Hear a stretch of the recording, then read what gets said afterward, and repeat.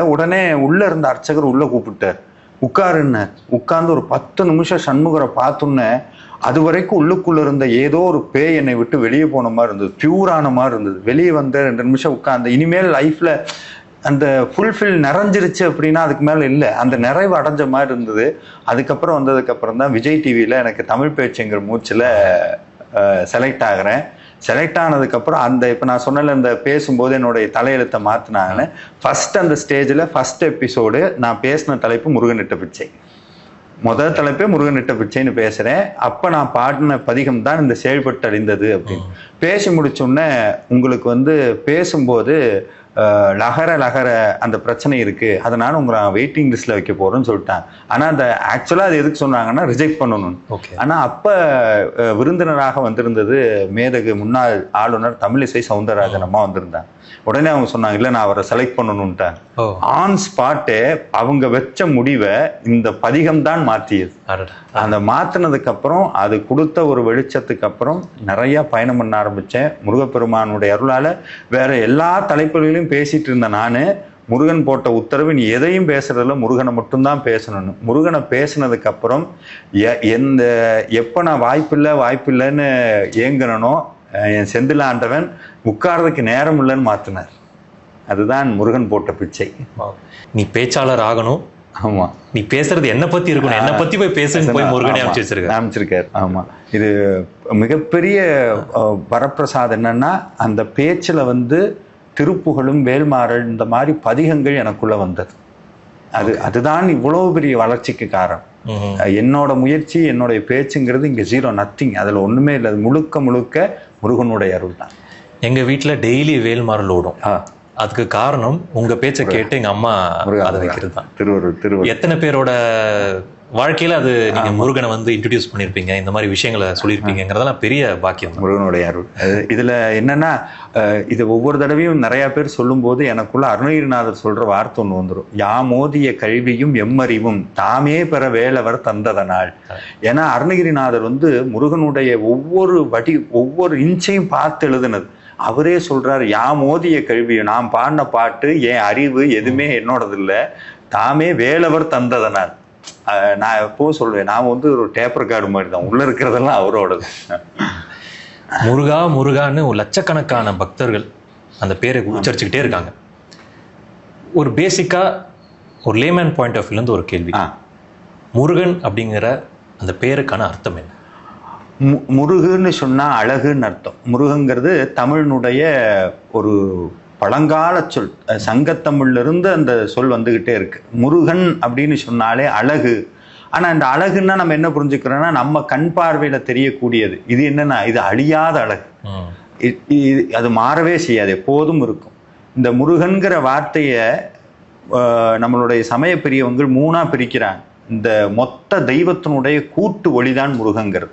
நீங்க எந்த தெய்வத்தை கும்பிட்டாலும் எந்த தெய்வத்தினுடைய பெயரை சொன்னாலும் என்ன பலன் கிடைக்குமோ அத்தனை தெய்வத்தினுடைய பலனையும் ஒரு திருநாமம் கொடுக்கணும், அது முருகனுடைய பெயர்.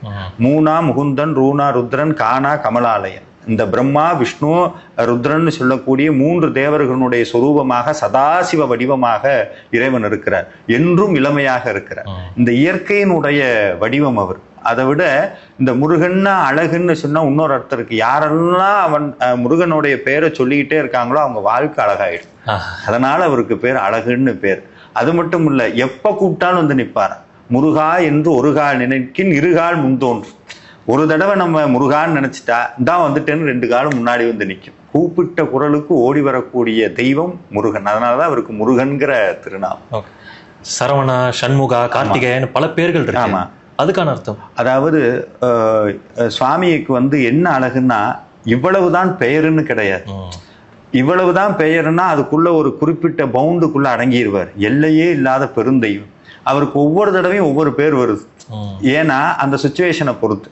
சரவண பவன் அப்படிங்கிறது சுவாமியினுடைய மூல மந்திரம். அதாவது சிவபெருமானுக்கு 5 முகங்கள் இருக்கிறது. அந்த 5 முகத்தோடு சேர்ந்து சக்தியினுடைய முகமும் இறைவனுடைய உள்ள இருக்கக்கூடிய தனி முகமும் சேர்ந்து 6 முகமானது.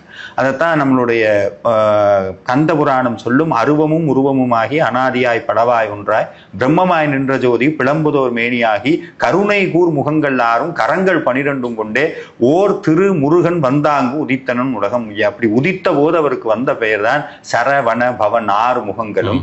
அப்படி வந்த முருகனுக்கு சரவண பவன் 6ஆக இருந்த அந்த 6 குழந்தைகளையும் இறைவி கட்டி அணைத்தால் ஓர் குழந்தையாக மாறியது. அப்ப கட்டிய போது, கட்டப்பட்ட போது அது கந்தன்னு பேர் வந்தது. ஸ்கந்தன்னு வடமொழியில ஒரு இன்னொரு பேர், அதைத்தான் நம்ம கந்தன்னு சொல்றோம். அதுக்கு இன்னொரு அர்த்தம் இருக்கிறது. சாமியினுடைய நட்சத்திரம் விசாக நட்சத்திரம். இந்த விசாகம் பார்த்தீங்கன்னா நீங்க அதனுடைய வடிவம் பார்த்தீங்கன்னா ஒரு இடத்துல இருந்து முளைச்ச மாதிரி இருக்கும். அதாவது கிளைத்து வளர்வது அப்படின்னு ஒரு அர்த்தம். எங்கிருந்து கிளைச்சு வளர்ந்தது அப்படின்னா சிவம்ங்கிற ஒரு மரத்திலிருந்து உருவானது. அதனால அதுக்கு விசாகன் அப்படின்னு ஒரு பேரும். கந்தன்னா என்னன்னா துள்ளிக்கொண்டு வெளிப்படுபவர் அப்படின்னா என்ன, மின்னல் வேகத்துல வெளியே வருவாராம். அதனாலதான் அருணகிரிநாதர் மித்த எல்லா பாட்டுகளுக்கும் வெவ்வேறு பேர் இருக்கு. திருப்புகழ்ங்கிறது முருகனுடைய, ஆனா அவர் எழுதின பாட்டுக்கு எல்லாமே கந்தர் அலங்காரம், கந்தர் அனுபூதி, கந்த சஷ்டி கவசம். முருகனுக்கு இத்தனை பேர் இருக்கு. ஏன் கந்தன் கந்தன் கந்தன் வருதுன்னா இதையெல்லாம் பாடினா துள்ளிட்டு வெளியே வந்து நிற்பார், நம்ம கிட்ட வந்து நிற்பார். அதனாலதான் கந்தர் அலங்காரம், கந்த சஷ்டி, கந்த குரு கவசம், இதெல்லாம் அதனாலதான். அப்படி சுவாமிக்கு குமாரன்னு பேர். குமாரன்னா குழந்தையாகவே இருக்கிறவர். அதுக்கப்புறம் காங்கேயன்னு பேர், கங்கை நதியில் தோன்றியதால் காங்கேயன். குகன்னு பேரு, பக்தர்களுடைய இதயத்தில் என்றைக்கும் இருப்பவர், அதனால குகன்னு பேரு. இப்படி ஒவ்வொரு திருநாமமும் அவ்வளவு ஒரு அர்த்தங்களோடு இருக்கிறது. அதை ரசிச்சு ரசிச்சு அந்தந்த நாமத்தை படிக்க படிக்க அதனுடைய ஆற்றல் நமக்கு வேலை செய்யும். அருணகிரிநாதர் கந்தர் அனுபூதியில சொல்றாரு, முருகன் குமரன் குகன் என்று மொழிந்து உருகும் செயல் தந்து அப்படின்னு சொல்றாரு. அப்படின்னா என்னன்னா 3 மகா மந்திரங்களை உபதேசம் பண்றாரு. எப்பெல்லாம் அருணகிரிநாதர் எந்த விதமான பிரிஃபிக்ஸ், அதாவது முன் எழுத்தும் இல்லாம தனியா பேரை சொன்னாருன்னா அது மந்திரம்னு அர்த்தம். முருகன் குமரன் குகன் இது 3 சொல்லிக்கிட்டே இருக்கிறார். சொல்ல சொல்ல உருகுவ அப்படிங்கிறார். சிவபெருமானுடைய நெற்றிக்கண்ல இருந்து முருகப்பெருமான் பிறந்தார் அப்படிங்கிற ஒரு கதை சொல்லப்படும். அதுக்கு பின்னாடி இருக்கிற ஆழமான அர்த்தம் என்ன? அதாவது சிவபெருமான் உடைய நெற்றிக்கண்ணிலிருந்து தோன்றினார்னு சொன்னா நமக்கு புரிதல் என்ன ஆகும்னா அதுக்கு முன்னாடி சுவாமி இல்லைன்னு ஆயிடும். அதுக்கப்புறம் தான் வந்தார். ஆனா அப்படி கிடையாது, அவர் என்றும் முன்னவர். அதனாலதான் சுவாமியினுடைய அஷ்டோத்தரத்துல ஒரு நாமாவளி வரும், சனாதனாய நமக, என்றும் இருப்பவர் அப்படின்னு அர்த்தம். ஆனா விசேஷமான ஒரு வடிவம் தாங்கி ஒரு புது ஃபார்ம் எடுத்து வர. அந்த ஃபார்ம் எங்கிருந்து வந்ததுன்னா சுவாமி சதாசிவ ரூபத்திலிருந்து வந்தது. இறைவனுக்கு 2 வடிவங்கள் இருக்கிறது, சொரூப நிலை, தடத்த நிலைன்னு. அது ரொம்ப கொஞ்சம் டெக்னிக்கலான வேர்டு. புரிகிற மாதிரி சொல்லணும்னா என்னைக்கும் யாருனாலையும் புரிஞ்சு கொள்ள முடியாத ஒரு பேர் வடிவம் இருக்கிறது, அதுதான் சிவம். யாருனாலையும் புரிஞ்சிக்கவே முடியாதுன்னா அப்ப நம்ம எப்படி புரிஞ்சுக்கிறது? அப்ப புரிஞ்சுக்கிறதுக்குன்னு ஒரு ஃபார்ம் எடுத்துட்டு வர்றார். அந்த ஃபார்ம் தான் முருகனுடைய வடிவம். அப்படி சிவபெருமானுக்கு இருக்கக்கூடிய 5 முகங்கள் இருந்தும் ஒவ்வொரு நெற்றிக்கண்ணிலிருந்தும் ஒவ்வொரு தீப்பொறிகளாக வந்து உள்ளுக்குள்ள அதோ முகம்னு ஒரு முகம் இருக்கிறது, அதில் இருக்கக்கூடிய தீப்பொறியும் சேர்ந்து 6 முகத்தோடு சுவாமி வெளிப்பட்டார். எதுக்கு வெளிப்பட்டார்னா அதுதான் அந்த மந்திரம் சொல்றது, கருணை கூர் முகங்கள் 6. இங்க இந்த உலகத்தில் இருக்க உயிர்களை எல்லாம் காக்கும் பொருட்டு இறைவன் 6 முகத்தோடு வந்து தோன்றினார். அதனுடைய பிரதான நோக்கம் என்னன்னா சூரபத்மனை வதம் செய்வதற்காக. அந்த சூரபத்மனுடைய அந்த தேவர்களை எல்லாம் சிறைபிடித்து வச்சு கொடுமைப்படுத்தும் போது தேவர்கள் எல்லாம் கேட்கிறாங்க, உங்களை நிகர் செய்யக்கூடிய ஒரு மகன் எங்களுக்கு வேணுங்க, நீங்களே மகனாக வேணுங்கிறது அவங்களுடைய நோக்கம். அதனாலதான் என்ன சொன்னா, உங்களை ஒற்றிய மகன் எங்களுக்கு வேணும்னு தேவர்கள் எல்லாம் கேட்கவும் சுவாமி அவர்கிட்ட இருந்தே உற்பத்தி பண்ணி கொடுக்கிறார்.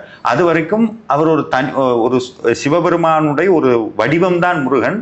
இதற்காக ஒரு தனி வடிவம் தாங்கி வருகிறார். சூரசம்ஹாரத்திலிருந்து பக்தர்கள் கத்துக்க வேண்டிய பாடம் நிச்சயம்.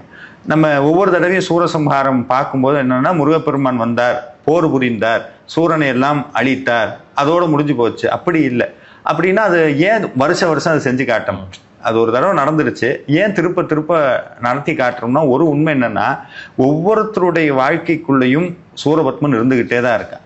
நான் வேடிக்கையா சொல்லுவேன் என்னன்னா, இந்த வேல்மாறல் படிக்கும்போது ஒரு வார்த்தை ஒன்று வரும்னா, சொலற்கரிய திருப்புகளை உரைத்தவரின் அடுத்த பகை அறுத்தறிய உருக்கியலும் அறத்த நிலை காணும். அப்படின்னு என்னன்னா, பகையெல்லாம் அழிச்சிரும் அப்படின்னா உடனே நம்ம மனசுல என்ன பக்கத்து வீட்டுக்காரன் நினப்பு தான் வரும், எனக்கு அவன் தான் பகை, அவன் தான் என்னை கெடுத்துட்டான். உள்ளதுலேயே அவனுக்கு அவன் தான் சத்ரு, வேற யாரும் நம்மளுக்கு கெடுக்கவும் வேண்டாம் வளர்க்கவும் வேண்டாம் அவங்க. அப்ப எது பகைனா உள்ள இருக்கிற வினைதான் பகை. வினையில 3 இருக்கு, நிறைய ரொம்ப ஈஸியா புரிஞ்சுக்கணும்னா ஆணவம் கண்மம் மாயின்னு 3 விஷயங்கள் இருக்கு. இந்த 3ஐத்தான் நம்மளுடைய சமயம் அசுரனாக காட்டியது. அந்த அசுரன் இருக்கிற வரைக்கும் உள்ள இருக்கிற தேவர் தன்மை வளராது. தேவத்தன்மைன்னா என்னன்னா இறைவனுடைய நிலைக்கு தகுந்த மாதிரி மாறுறது, இறைவனாக மாறுவது. அதற்கு எகெயின்ஸ்டா இருக்கிறது. ஆணவம்னா என்னன்னா திருப்ப திருப்ப எனக்கு எனக்கு எனக்குன்னு நினைக்கிறது, என்னையை மட்டுமே மையமா வச்சு யோசிக்கிறது. அதுதான் ஆணவம். அதுல முளைச்சதுதான் நம்மளுடைய ரிலேஷன்ஷிப், நம்ம எல்லாமே.